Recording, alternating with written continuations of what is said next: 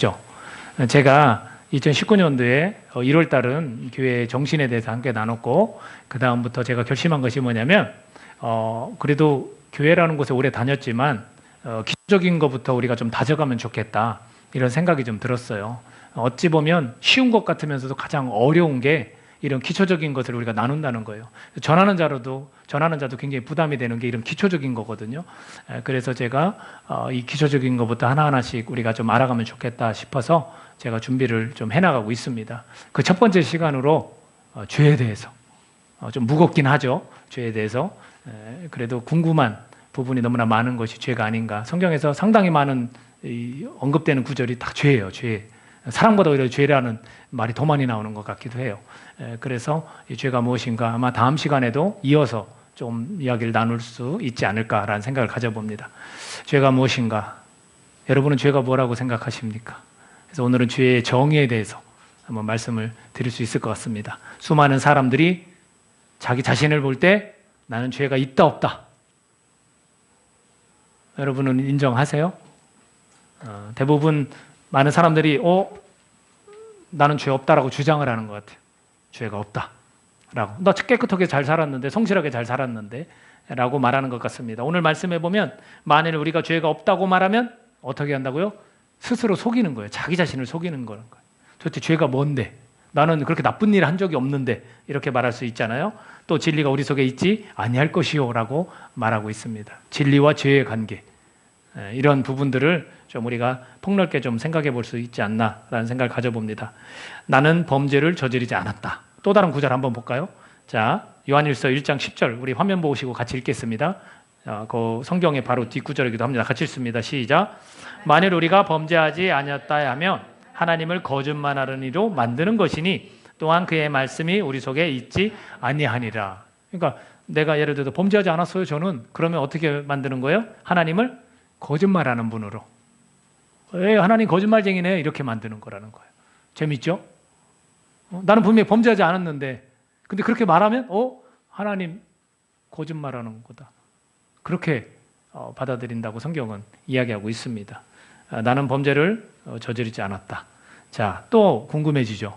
나는 정말로 깨끗하게 살았는데, 성실하게 살았는데 왜 범죄했다고 자꾸 그러지? 죄를 졌다고 자꾸 그러지? 사실 저는 죄를 지었던 과거의 삶을 인정할 수밖에 없습니다. 저는 정말로 죄를 지은 것 같아요. 근데 어떤 죄를 졌을까요?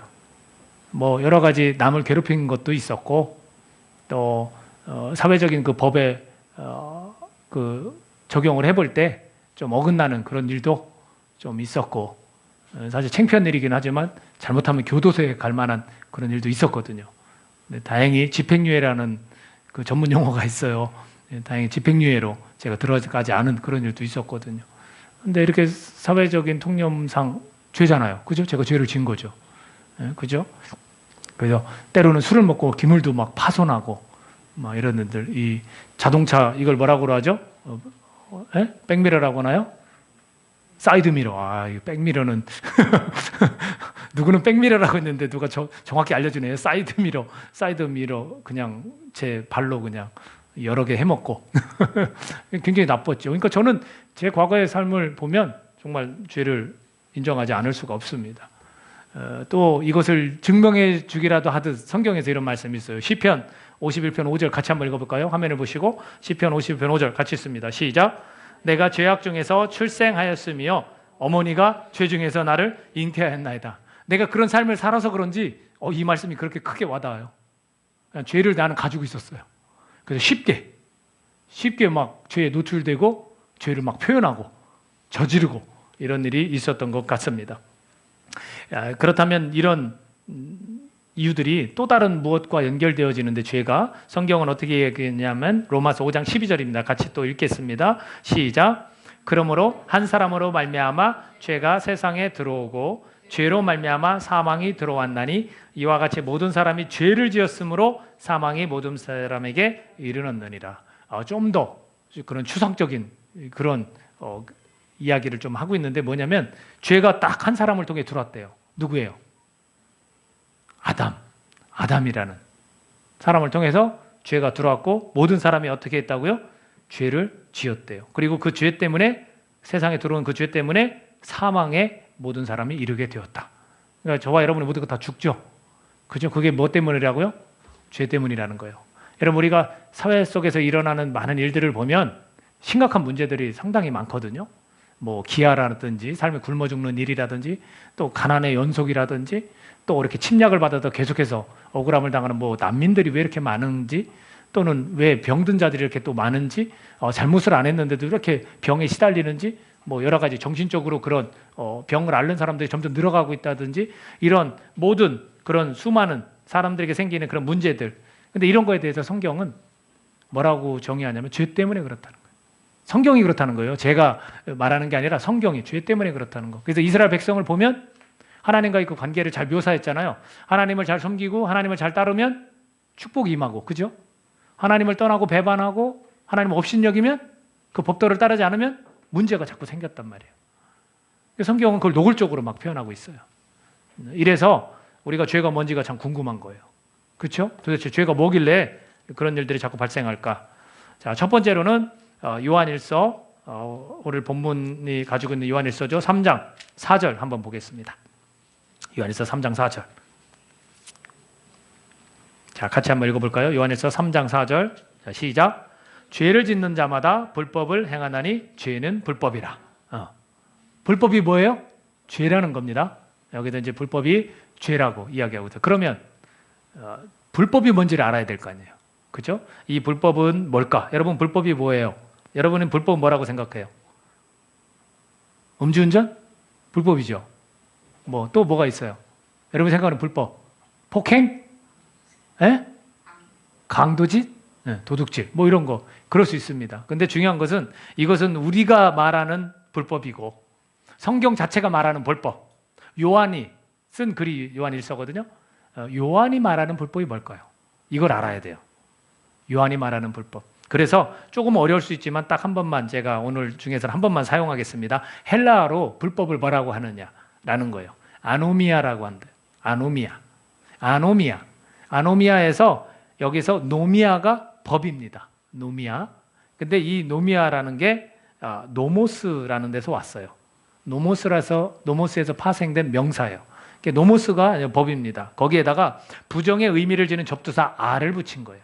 그래서 아노모스에서 파생된 명사가 아노미아 이렇게 되는 거예요. 그렇다면 여기에서 부정의 의미를 지는 접두사를 쓰면 법에 대해서 무관심하다는 거예요. 그래서 정확히 표현하면 불법도 맞지만 무법이다 이렇게 표현할 수 있어요. 무법자 생각나요? 황야의 무법자. 뭐 서부 영화 보면 그런 게 있었거든요. 저희 때는 그걸 많이 봤었어요. 돌아온 장고 뭐 이렇게 해서 그러면 거기에 보면 그 총을 잘 쏘는 것 때문에 그 사람이 무법자예요. 네, 무법자. 아주 기가 막히죠. 총 쏘는 거 보면 아주 모든 원수들을 다 이렇게 죽이는. 그러면 그 무법자에 관해서 우리가 한번 생각해 볼 때 이 무법자는 법이 없는 자가 아니에요. 법이 있어요. 사람을 함부로 죽이면 돼요, 안 돼요? 근데 그 총을 잘 쏜다는 이유로 이 무기를 갖고 있다는 이유로 자기가 죽여야 될 자는 어떻게 해요? 죽이고 자기가 살려야 될 자는 살리는 거예요. 그러니까 법이 없는 자가 무법자가 아니라 자기가 곧 법인 사람이 무법자인 거예요. 무법. 그래서 우리가 모두 무법자라는 거예요. 우리가 뭐 예를 들어 볼까요? 여러분 부부 생활을 하는데 여러 다툼이 왜 자꾸 일어나는지 아십니까? 다툼이 우리가 성장해 오면서 지내는 가정이 있잖아요. 우리가 명절이면 돌아가는 그 가정이 있잖아요. 거기에서 저는 자라요. 그러면서 꿈을 꿔요. 결혼을 하면 이렇게 살겠지, 저렇게 살겠지. 왜 어떤 꿈을 꾸냐면 내가 자라온 환경을 가지고 꿈을 꾸는 거예요. 생활 습관, 말투, 그 가풍이라고 그러잖아요. 그 집안에 약간의 그런 내력, 이런 모습으로 그대로 결혼에 적용을 해요. 근데 막상 결혼을 하면 어떻게 되나요? 그 꿈을 가진 두 남녀가 만나서 서로 다른 꿈을 가지고 만났어요. 이 꿈이 깨지는 거예요. 그러면 방식이 달라요. 예를 들면 우리 집을 예를 들면 저희 집안은 좀 대화를 이렇게 많이 해요. 대화를. 그리고 뭐 우스갯소리도 이렇게 하고, 그러니까 서로 대화를 하다 보니까 어떤 때는 좀 너무 대화가 이렇게 더 발전해 나가서 막 심하게 농담도 하고 이러다 보면 자꾸 막 막 감정적으로 표현도 하고 막 이런 게 있어요. 근데 저희 아내의 집은 조용해요. 이렇게 조용해요. 부엌에서만 말하고 소리 들리지 조용해요. 그러니까 조금 어떤 때 처음에 답답하더라고요. 뭘 말을 해야지. 뭐 이렇게 물어보기도 하고 어떻게 지냈느냐는 식으로 아니면 자기 마음을 표현도 하고. 근데 그게 전혀 안 되는 거예요. 그러니까 제가 요구하는 건 뭐겠어요? 부인한테? 결혼해서? 말 좀 해. 대화 좀 해. 그러면 저희 아내는 뭐라고 했어요? 뭘 말하냐고. 무슨 말 하냐고. 이렇게 되는 거예요. 그럼 그게 싸움이 될까요? 안 될까요? 되는 거죠. 그게 싸움이 되는 겁니다. 그게 왜 그러냐면 자기들이 가지고 있던 법이 있는 거예요. 자기만의 법. 아, 결혼은 이런 거다라고, 이렇게 생활하는 거다라는 법이 있는 거예요. 그 두 법이 만나서 같이 살려니까 다투게 되는 거죠. 정말 그게 많이 다퉈요. 그래서 결혼을 하기 전에 그 집안의 이렇게 분위기나 이런 걸 보라, 이런 얘기도 있잖아요. 그 상대 역사를 봐라, 이런 것도 있어요. 그런 룰이 있거든요. 그런 규칙을 좀 지키면 좀 더 그거에 대해서 이렇게 잘 준비할 수 있거든요. 근데 여러분들 그렇게 우리가 생활을 하는데 우리 두 사람은 어떤 사람들이에요? 예수님을 믿는 사람들이에요. 만약에 제가 예수님을 안 믿었으면 벌써 막 너무나 소문나듯이 막 다투는 그런 집안이 됐을 수 있어요. 근데 예수님을 믿으니까 우리 두 사람이 결정한 게 뭐냐면, 야, 우리 각자의 법대로 하지 말고 예수님의 법대로 살아보자. 이렇게 된 거예요. 자, 예수님의 법대로 살아보자 하니까 싸움을 하나도 하지 않는다라고 말하고 싶지만 그렇진 않고요. 한 7, 80%는 이렇게 좀 안 싸우는 것 같아요. 싸우는 게 한 20, 30%, 1, 20% 이렇게 점점 줄어드는 것 같아요. 그래서 이런 예를 들어볼 때도 역시 자기만의 그런 법으로 사는 우리가 무법자라는 거예요. 그러니까 하나님을 바라볼 때 어떻게 바라보겠어요? 자기가 가지고 있는 그 자기의 법대로 하나님은 이래야 하는데 그렇지 않다라고 말하는 거예요. 하나님 이런 분이어야 되는데 아닌 거예요. 왜? 자기 법대로 하나님을 바라보니까 아닌 거예요. 그러니까 하나님의 법과 내 법이 딱 부딪히는 거죠. 결국은 내 법이 딱 꺾여야 되는 거예요. 근데 그런 사람들이 다 무법자인 거예요. 그래서 첫 번째 우리 죄의 정에 대해서 우리가 볼 때 자신의 법대로 살아가는 게 죄예요. 두 번째는 뭐냐면 예수님의 제자 중에 또 다른 사람을 통해서 한번 알아볼까요? 야고보서입니다. 야고보. 자, 한번 보겠습니다. 야고보서 2장 9절을 한번 찾아보겠습니다. 야고보 2장 9절. 2장 9절 같이 한번 읽겠습니다. 야고보서 2장 9절. 야고보서 2장 9절.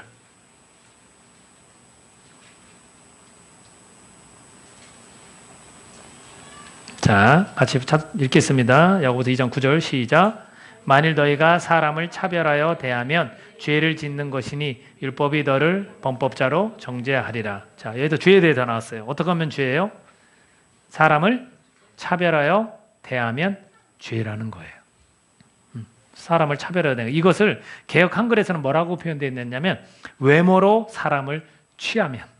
근데 이게 누구 얘기냐면 제 얘기예요. 제 얘기. 예수님 믿기 전 과거의 제 얘기. 바로 내가 이런 죄를 짓고 살았다라는 거예요. 내 수준에 딱 맞는 사람, 그걸 정했어요, 제가. 외모도 딱 조금 이렇게 좀 외모가 약간은 조금 이렇게 예쁘지 않고 또는 잘생기지 않고 약간 막 그런 외모면 제가 조금 꺼려했어요. 여러분이 굉장히 저를 죄인처럼 지금 쳐다보고 계신데 정말 그런 죄인이었어요. 진짜로 여러분이 쳐다보듯이 그런 사람이었어요. 그래서 외모를 내가 정해서 상대하는 거죠. 나빴죠. 제가 예수님 없었으면 어떻게 할 뻔했어요. 그렇죠?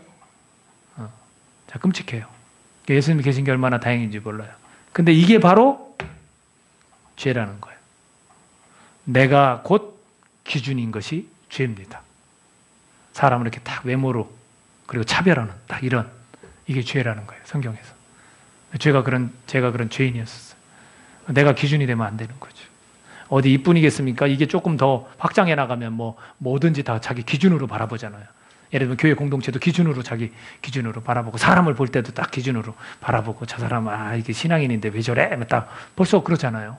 용납하고 받아주고 이해해 주는 게 아니라 이런 것이 죄다라는 거. 근데 야고보가 또 한 번 더, 세 번째인데 야고보가 또 한 번 얘기를 해줍니다. 자, 4장. 야고보서 지금 1장을 봤는데 2장을 봤는데 4장. 좀 더 넘겨서 17절을 보겠습니다. 17절. 4장 17절. 자, 같이 읽습니다. 시작. 그러므로 사람이 선을 행할 줄 알고도 행하지 아니하면 죄니라. 야, 죄에 대해서 또 나오네요. 근데 뭐라고 했습니까? 선을 행할 줄 알고도 행하지 않으면 죄다. 그러면 여러분들이 생각하는 선이 뭐예요? 선을 행해야 돼. 뭐가 있을까? 효도? 그렇죠. 부모님께 효도해야 되죠. 그게 선이죠. 근데 효도하지 않으면 이게 죄라는 거지. 또 돕는 일. 이렇게 불쌍한 사람들 있으면 이게 돕는 일, 봉사하는 거. 이것도 선을 행하는 거죠. 물론 그렇습니다. 근데 역시나 말씀의 의도가 중요한 거예요. 정말 그 효도와 남을 돕는 거를 지금 선을 행할 줄 알고도 행하지 않으면 죄라고 이렇게 성경에서 말하느냐? 아니에요. 우리가 성경 구절을 가지고요, 얼마든지 정당화시킬 수 있어요. 조심해야 돼요. 성경 구절을 갖다가 탁 떼다가 그걸 가지고 공산주의도 정당화시킬 수 있어요. 개인주의도 정당화시킬 수 있고요. 이 성경 구절을 갖고 그게 위험한 거죠. 이 저자가 누구예요? 성경에 하나님이잖아요. 그렇다면 하나님의 의도를 우리가 알아내는 게 굉장히 중요하고 그것이 올바른 해석이죠. 그 중에 하나가 중요한 것이 문맥을 보면 해석이 되는 거예요. 문맥 중요해요. 앞뒤 문맥을 살펴봐야 돼요. 왜 이 구절에 이 말이 나왔을까? 그래서 그 문맥을 살펴보면 올바른 해석을 할 수 있다는 거예요. 그렇다면 17절을 그러므로라고 되어 있는 거 보니까 앞 구절이 문맥이에요. 그죠? 앞에 있는 것들. 그래서 13절부터 보면 나와 있습니다. 자, 13절부터 제가 잠깐 읽으면 이렇습니다. 들으라, 너희 중에 말하기를 오늘이나 내일이나 우리가 어떤 도시에 가서 거기서 1년을 머물며 장사하여 이익을 보리라 하는 자들아. 그러니까 비즈니스맨에 대한 얘기예요. 그죠? 장사하겠다고. 그죠? 비즈니스맨에 대한 얘기를 하는데 14절에 가서 내일 일을 너희가 알지 못하는도다. 너희 생명이 무엇이냐? 너희는 잠깐 보이다가 없어지는 안개니라. 이것은 마치 13절은 사람들이 의욕을 가지고 이렇게 얘기하는 것 같고 14절은 하나님이 이렇게 말씀을 전해주시는 것 같아요. 그죠? 니네 내일 일도 모르면서 무슨 니네가 가서 장사해서 이익을 본다고 그러느냐? 너희는 잠깐 보이다가 없어지는 안개가 같지 않느냐? 이렇게 이제 또 하나님 말씀하시는 것 같아요. 그러니까 15절에 가니까 너희가 도리어 말하기를 주의 뜻이면 우리가 살기도 하고 이것이나 저것을 하리라. 그러니까 하나님이 원하신다면 우리 다 할 수 있어. 뭐 이런 식으로 얘기를 하는 거예요. 근데 그것이 하나님이 정말 원하시면 하는 게 아니에요. 16절 보면 같이 읽어볼까요? 16절 시작. 이제도 너희가 허탄한 자랑을 하니 그러한 자랑은 다 악한 것이라 라고 되어 있어요. 그들이 허탄한 자랑을 해요. 근데 그건 악한 거예요. 자, 여기서 반대 개념이 나왔습니다. 선과 악이 나왔어요. 선을 행할 줄 알면서도 하지 않으면 죄라고 그랬어요. 그러면 악한 것이 뭔지를 우리가 알면 그것이 곧 죄가 될 수 있다라는 그런 논리가 만들어집니다. 그렇죠? 비즈니스맨이 그렇게 이야기하는 거예요. 우리 도시로 가서 이렇게 일하면 우리는 이익을 남길 수 있어. 내가 그걸 잘 알아. 근데 그것을 뭐라고 성경은 표현하냐면 허탄한 자랑이다. 그리고 그것을 악이다. 이렇게 표현을 해주고 있습니다. 악한 것은 허탄한 자랑이고 허탄한 자랑은 그러면 결국 뭐가 됩니까? 이 비즈니스맨이 말한 것처럼 자기 자신의 계획과 미래에 대해서 확신을 가지는 거예요. 분명히 도시를 옮겨서 가서 장사하면 이익이 남는다. 내가 그걸 확실히 보장해. 그리고 그걸 자랑하는 거예요. 그렇게 하자. 근데 하나님이 말씀하듯이 말해줬잖아요. 너네 내일 일을 너희가 알지 못해. 너희 생명이 무엇이여? 너는 잠깐 보이다가 없어지는 안개 아니여? 이렇게 이제 하나님이 말씀해 주시는 것 같아요. 그래서 이 사람이 비즈니스맨이 내일이 자기 손에 달렸다고 하는 자라는 거예요. 내 손에 달렸어. 내 계획대로 하면 내 미래가 이렇게 만들어져 하고 확신하는 거예요. 결국 자기 손에 달렸다는 거. 그렇다면 이것이 악이에요. 자기 손에 달렸다고 허탄한 자랑하는 게 악입니다. 그러면 선은 뭐느냐? 선은 뭐예요? 반대 개념이죠.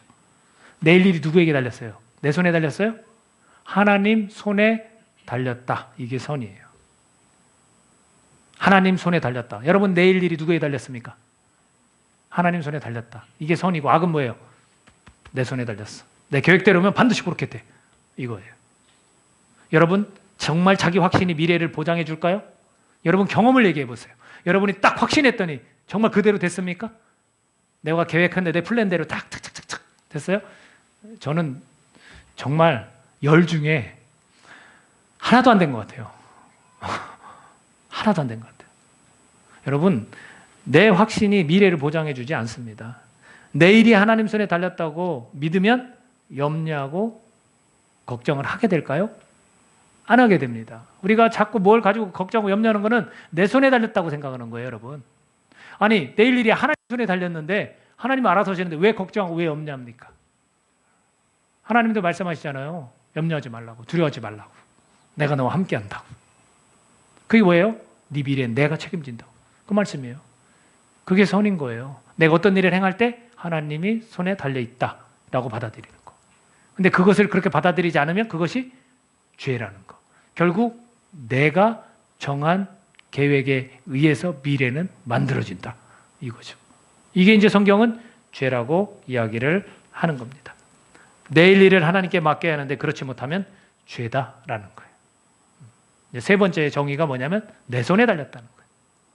미래가 내일이 내 손에 달렸다. 이게 죄라는 거예요, 성경. 그다음 네 번째, 마지막 네 번째인데 이번에는 사도 바울을 통해서 한번 죄에 대한 정의를 알아보겠습니다. 로마서 14장 23절 같이 읽겠습니다. 로마서 14장 23절 말씀입니다. 로마서 14장 마지막 구절인데, 자, 다 찾으셨습니까?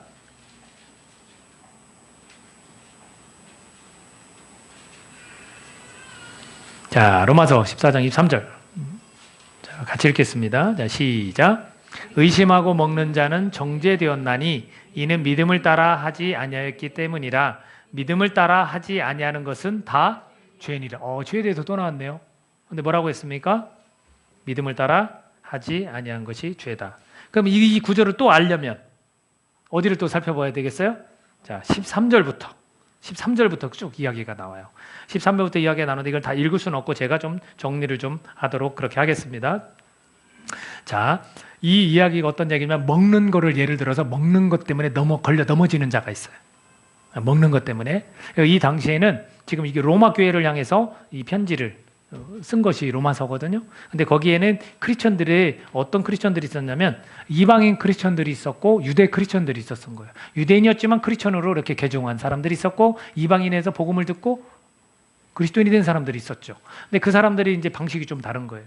이 먹는 거에 대해서. 어떻게 보면 이방인 크리스천들은 좀 더 자유스러울 수 있고 아니면 또 우상하게 드렸던 것은 절대 금해야 된다.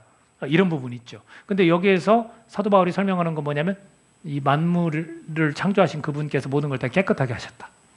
그러니까 우상에게 드렸던 것도 먹을 수 있다 없다? 있다. 누구는 내 신앙관으로 볼 때 그거 먹으면 안 된다. 이렇게 막 서로 논의를 하는 거예요. 그 내용이 지금 오늘 내용이거든요. 근데 여기에서 핵심이 있어요. 거리끼는 사람이 있으면 먹지 말라는 거예요. 그걸 먹어서 굉장히 막 본인의 신앙에 지장을 줄 것 같은 형제가 있어요. 근데 나는 좀 자유해. 괜찮아. 나는 이 진리가 뭔지 알고 이 모든 것이 만물이 다 하나님께 깨끗하게 하셨기 때문에 먹어도 되지만 저 친구는 이걸 먹으면 막 자기가 죄 짓는 것 같은 거야. 그러면 이 사람 보고 먹으랬어요? 먹지 말랬어요? 먹지 말라라는 거예요. 먹지 말라라고 이야기를 하고 그리고 속된 것은 없으니 먹어도 된다라는 이야기를 또 건네는 거예요. 그래서 다 깨끗한 것이지만 꺼리낌으로 먹는 사람에게는 악한 것이다 이렇게 표현을 합니다. 그러니까 먹을 사람은 먹고 안 먹을 사람은 안 먹고 이런 표현도 있는 거예요. 그리고 먹어도 되지만 타자를 위해서 금할 수 있다라는 거. 그리고 반대로 먹으면 안 된다고 하지 말고 꺼리낌 없다면 또 먹어라 이렇게 얘기하는 거예요. 좀 헷갈리죠. 근데 이거를 보고 그러면 성경은 주관적이 되라고 말하는 겁니까? 이렇게 질문할 수 있어요. 도대체 이거 먹으라는 거야 말라는 거야? 근데 이것에 관해서 우리가 아주 명확하게 이걸 좀 받아들여야 될 필요가 있는데 구약과 신약이 조금 달라요. 우리가 자꾸 구약적인 관점으로 이걸 바라보면 그럴 수 있어요. 야, 이게 뭐야? 주관적이지. 자기 주관적으로 그냥 하라는 거야? 근데 구약은 어떻게 나와 있냐면 하라, 하지 마라 이렇게 나와 있잖아요. 근데 신약은 달라요. 신약은 어떻게 설명을 해주고 있는가 하면 성령님의 지도를 받으라는 거예요. 예수님께서 가시고 보혜사 성령을 보내주시잖아요. 그럼 우리가 성령이 함께 하신다 했잖아요. 예수님 영접하고 믿는 사람 성령이 이렇게 함께 하시는데 거룩한 영, 성령 하나님 그분의 지시를 받아야 돼요. 자, 이것을 자칫 잘못하면 너무 이렇게 주관적으로 뭔가를 결정하라는 것처럼 들리는데 그게 아니라 우리 안에 계신 그 성령님께서 말씀을 하시는 거예요. 성령 하나님은 인격적이시거든요. 그래서 예를 들어서 어떤 음식에 대해서 약간 꺼리낌을 가진 거를 마음을 주셔. 그리고 또 다른 누군가가 꺼리낌으로 먹으려고 해. 그럼 내 마음 가운데서 어떻게 해야 되냐면 먹어도 되는 건 알지만 저 옆에 있는 지체를 위해서 먹지 말아야 되는 거예요. 또 자기 당사자가 자꾸 성령께서 꺼리끼는 마음을 주어요. 그러면 먹어야 돼요? 먹지 말아야 돼요? 그렇죠. 먹지 말아야 되는 거예요. 이렇게 성령께서 주시는 대로 결정을 하라는 거예요. 그러면 양쪽이 다 맞는 거예요. 속된 것이 없어요. 하나님 다 깨끗하게 해서 먹어도 돼요. 그러나 약간의 연약한 신앙인은 그거를 보고서 꺼리낌이 생기면 그 성령께서 주시는 마음이기 때문에 그걸 먹지 말아야 되고, 옆에 있는 사람이 꺼리낌으로 먹으려고 하면 나 또한 거기에 대해서 성령께서 나에게 주시는 마음이 뭐예요? 저 지체가 걸려 넘어지면 안 되니까 나도 딱 그거를 금하는 거예요. 그래서 여기 21절에 가면 고기도 먹지 아니하고 포도주도 마시지 아니하고 무엇이든지 내 형제로 거리끼게 하는 일을 아니함이 아름답다, 이렇게 표현한 거예요. 이게 이제 성령의 지시를 받는 거예요. 근데 마지막 우리 읽은 구절에서는 의심을 하고 먹는 자는 정죄되었다. 이는 믿음을 따라 하지 아니었기 때문이라 믿음을 따라 하지 아니하는 것은 죄다라고 할 때 이게 무슨 얘기냐면 성령께서 내 안에 계심에도 불구하고 꺼림직해도 하겠다는 거예요. 성령께서 나한테 이걸 좀 이렇게 안 했으면 좋겠다 그렇게 자꾸 막으시는데 나는 하겠다는 거예요. 그래서 죄가 되는 것인데, 또한 다른 사람을 생각하지 않고 내 주장대로 딱 할 수도 있잖아요. 저 사람은 꺼리끼고 있는데 내가 뭐라고 하냐면 속된 거 없어, 먹어도 돼, 이렇게 얘기하는 거예요. 근데 그 사람이 꺼리낌으로 먹으면 그 사람은 죄를 짓는 거거든요. 그러니까 성령께서 주시는 그거에 관해서 내가 거절해버리는 거예요. 그래서 이제 죄가 되는 겁니다. 예를 들면 성령께서 믿음 생활에 방해되는 것이 있을 거 아닙니까? 또는 중독에 빠질 우려가 있는 것을 막으셔요. 그렇죠? 성령께서 분명히 막아주십니다. 근데 그것을 하려고 할 때 그거는 믿음으로 하려고 하는 것이 아니라 자기 마음대로 하려는 거예요. 성령께서 분명히 내가 신앙생활을 하는데 도움되는 거를 이야기해 주시지, 나에게 득이 안 돼? 그러면 성령께서 막으시거든요. 이렇게. 그리고 내가 또 중독에 빠질 수 있는 것도 있잖아요. 우리가 신앙생활을 하면서도 겪는 거지만 약간 이거 내가 자꾸 이걸 너무 빠져서 했네? 이럴 수 있잖아요. 그때 성령께서 막아주시는데 그걸 탁 쳐내는 거예요. 그리고 어떻게? 내 마음대로. 나는 꺼림직해도 그냥 하겠다는 거예요. 이게 지금 말하는 죄인 겁니다. 자, 정리를 해볼까요? 죄에 대한 정의. 우리가 다음 시간에 조금 더 죄에 대해서 이야기를 할 거지만 오늘은 죄에 대한 정의 한번 이야기를 드려보면 자신의 법대로 하는 게 죄라고 성경은 말하고 있어요. 내 법. 하나님의 법도 딱 무시하는 거예요. 내 법이 있으니까. 신앙생활도 어떤 식으로 해요? 내 법대로 하는 거예요. 또 두 번째가 뭐였어요? 자기의 기준이 있어요. 사람을 대할 때나 차별하고 이러는 거 있잖아요. 외모를 취하는 게 딱 자기 기준으로. 그런 것이 죄다라고 이야기를 해주고 있어요. 그리고 내일 일이 누구에 달렸다? 내 손에 달렸다. 내 계획대로 된다라는 거예요. 이게 죄라는 거예요. 그리고 마지막으로 뭐였어요? 내 마음대로, 자기 마음대로 하는 것이 죄다라는 거예요. 성경은 그렇게 말해주고 있습니다. 그런데 여러분들 놀랍게도 이 모두에 공통점이 있는 거 아십니까? 뭘까요? 이 모두에 공통점이 있습니다. 예? 나예요, 나. 그래서 신, SIN의 중앙도 나, I잖아. 나야, 나. 이 모두의 공통점은 놀랍게도 자기가 하나님이라는 거예요. 자기 법대로, 자기 기준대로. 그렇죠? 자기 마음대로, 자기 손에 달린 거예요. 자기가 하나님이에요. 이게 성경에서 말하는 죄예요. 내가 언제 하나님이란 적이 없는데? 아니요. 지금 이렇게 자기 법과 자기 기준과 자기 마음과 자기 손에, 내일이 자기 손에 달렸다고 말하는 사람들이 다 지금 하나님인 거예요. 성경은 이것을 죄라고 말해주고 있습니다. 저와 여러분이 이런 죄를 짓지 않기를 바랍니다. 이거 빨리 내려놓아야 되는 거예요.